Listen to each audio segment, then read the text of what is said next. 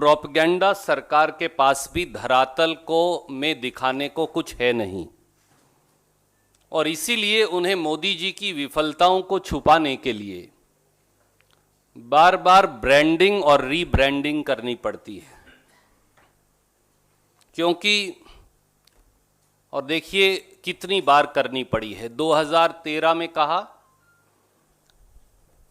80 लाख करोड़ काला धन 100 दिन में वापस लाएंगे, इसलिए मुझे चुनिए। 2013 में फिर कहा 15-15 लाख सबके खाते में जमा करवाएंगे, इसलिए उनको चुनिए। 2014 में कहा अच्छे दिन आने वाले हैं। 2015 में कहा सबका साथ सबका विकास। 2016 में कहा न्यू इंडिया बनाएंगे। 2017 में कहा मेरा देश बदल रहा है। 2018 में कहा साफ नियत सही विकास और 2019 में कह रहे हैं मैं भी चौकीदार। अपनी निश्चित हार से बौखलाए और घबराए मोदी जी अपने चुनावी नारे को इतनी बार बदल चुके हैं जितनी बार उन्होंने 10 लाख का सूट और अपने 5000 परिधान भी नहीं बदले होंगे।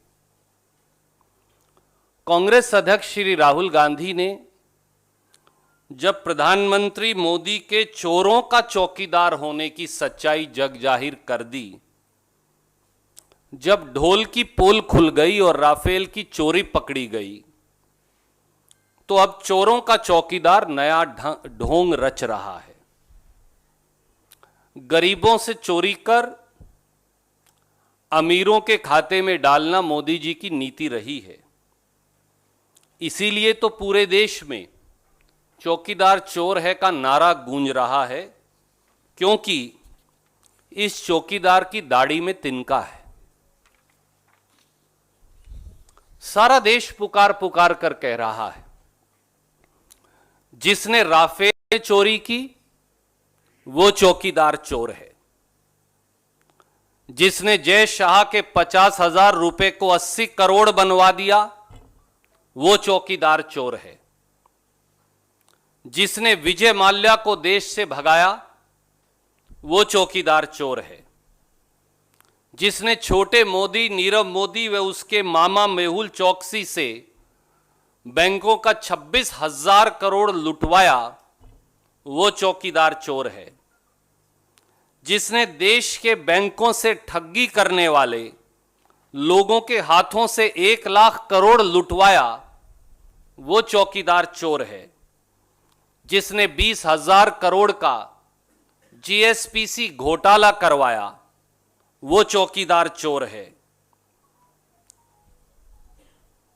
जिसने छोटा मोदी नंबर 1 ललित मोदी को देश से भगाया वे विदेशी पासपोर्ट भी दिलवाया वो चौकीदार चोर है, जिसकी पार्टी के अध्यक्ष के बैंक में नोटबंदी के चलते चुनिंदा लोगों ने 5 दिन में 745 करोड़ पैसा जमा करवाया वो चौकीदार चोर है, जिसने मुट्ठी भर पूंजीपति मित्रों का 3,17,000 करोड़ बैंक कर्ज माफ करवाया वो चौकीदार चोर है, जिसने 36,000 करोड़ के छत्तीसगढ़ पीडीएस घोटाले की जांच में अड़ंगा अड़ाया वो चौकीदार चोर है, जिसने 69,381 करोड़ रुपए के स्पेक्ट्रम घोटालों को दबाया वो चौकीदार चोर है, और जिसने देश में संस्थागत भ्रष्टाचार करवाया वो चौकीदार चोर है। और वो लोग आज खुद को चोरों के चौकीदार को की वाहवाही करने से थक नहीं रहे। दोस्तों, पवित्र ग्रंथ रामायण में लिखा रावण आया था साधु बनकर, मारीच आया था हिरण बनकर, कालनेमी आया था ऋषि बनकर। लूटपाट और अपहरण के उद्देश्य से युग युगांतर से छलने वाले भेष बदलकर आते रहे हैं और वर्तमान में भी अली बाबा यानी मोदी बाबा और 40 चोरों की टोली है जो अपने नाम के आगे चौकीदार लगाकर घूम रही है। और आखिर में मोदी जी, हम आपको ये कहेंगे कि चौकीदार तो सिर्फ, जैसा प्रियंका जी ने कहा, चौकीदार तो सिर्फ अमीर लोग रख पाते हैं। किसान, शोषित, वंचित, खेत मजदूर, पत्रकार, मध्यम वर्गीय लोग, ये तो चौकीदार रखते ही नहीं। चौकीदार ने न केवल राफेल में चोरी की है, बल्कि 5 साल से की है युवाओं की नौकरियों की चोरी, किसान के उचित दाम की चोरी, महिला सुरक्षा व उनकी हिस्सेदारी की चोरी, शोषित वंचितों के सम्मान और अधिकार की चोरी और छोटे दुकानदारों के व्यापार की चोरी। जिनके पास 7 स्टार दफ्तर हैं जो 1400 करोड़ रुपए में बना, जिस पार्टी ने 450 जिलों में अपने कार्यालय बनाए, जिसके बैंकों में हजारों करोड़ रुपए की दान राशि यकायक जमा हो गई, ऐसे चौकीदार की पार्टी तो एक ही हो सकती है। दोस्तों, मोदी जी अपनी चोरी और विफलताओं का ठीकरा पूरे देश पर अब फोड़ने को उतारू हैं, क्योंकि देश को लूटकर भगोड़े फरार राफेल में चोरी के लिए वो है जिम्मेवार। चारों तरफ फैला है सिर्फ भ्रष्टाचार, दर दर की ठोकरें खा रहे युवा बेरोजगार, किसान मजदूर दुकानदार कर रहे हाहाकार और उन्हें बस ट्विटर पर नाम बदलने की दरकार। ऐसे निकम्मे हैं हमारे सब घोषित चौकीदार, और इसीलिए पूरे देश में शोर है कि एक ही चौकीदार चोर है। Any questions you welcome to ask.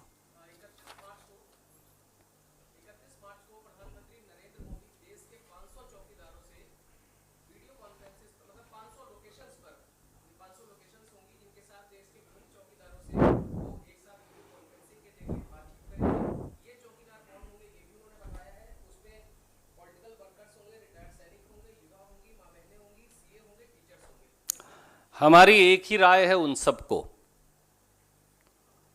कम से कम वघेला जी से सीख जरूर ले लें, और जब मोदी जी से वार्तालाप करने आए तो अपनी जेब खाली लेकर आए, कहीं उनकी जेब चोरी ना हो जाए। Yes sir.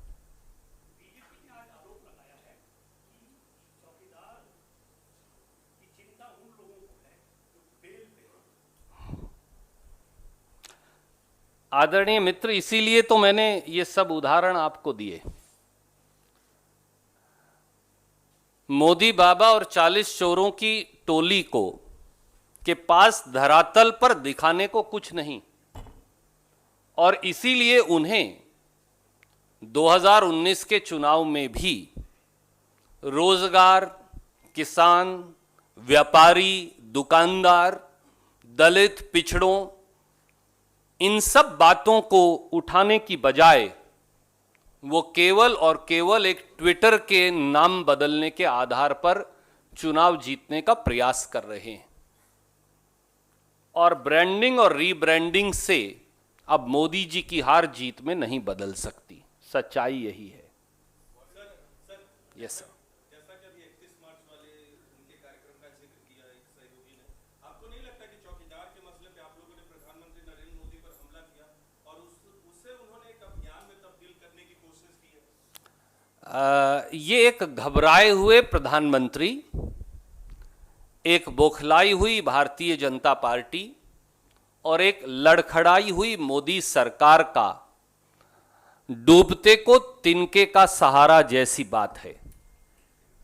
सच्चाई यह है आदरणीय मित्र कि सरकार जनाधार भी खो चुकी है और धरातल भी, और इसीलिए मोदी बाबा और 40 चोर अब और लोगों को भी अपने साथ लपेटना चाहते हैं। पर मैंने आपको यहां ठोस उदाहरण दिए। देश क्यों कहता है कि चौकीदार चोर है, और एक ही चौकीदार चोर क्यों है? इसका जवाब प्रधानमंत्री देंगे तो कम से कम वो फिर इस अभियान में कुछ कारगर भागीदारी कर पाएंगे। अभियान होना चाहिए देश में ये बताने के लिए कि 2 करोड़ रोजगार प्रतिवर्ष देने थे, 10 करोड़ 5 साल में आने चाहिए थे, कितने रोजगार आपने दिए? अभियान ये होना चाहिए बताने के लिए किसान को लागत पर 50% मुनाफा देना था, क्या एक भी फसल का एक भी किसान को देश में आप दे पाए? अभियान होना चाहिए ये बताने के लिए कि नोटबंदी के घोटाले में भाजपाइयों ने कितने लाख करोड़ कमाए और देश की अर्थव्यवस्था को जो 3 लाख करोड़ का नुकसान हुआ उसकी भरपाई कैसे होगी। अभियान ये होना चाहिए कि दलितों, वंचितों, शोषितों के अधिकारों पर अतिक्रमण जो मोदी सरकार में भाजपा के नेता कर रहे हैं उसको दुरुस्त करने का रास्ता क्या है। अभियान ये होना चाहिए कि हमारी अर्थव्यवस्था जिसको एक मोदी जी की ढुलमुल नीतियों के चलते वो उल्टी दिशा में जा रही है, उसको एक साकार और सबल रूप देने का रास्ता क्या है। मोदी जी इनमें से किसी ठोस बात की बात नहीं करेंगे, क्योंकि वो कभी भी गंभीर राजनीति और देश के मुद्दों के आधार पर कभी वो चुनाव नहीं जीत पाते। इसलिए कभी सेना के शौर्य की आड़ में छुप जाएंगे तो कभी पूरे देश को अपने साथ लपेटने का प्रयास करेंगे।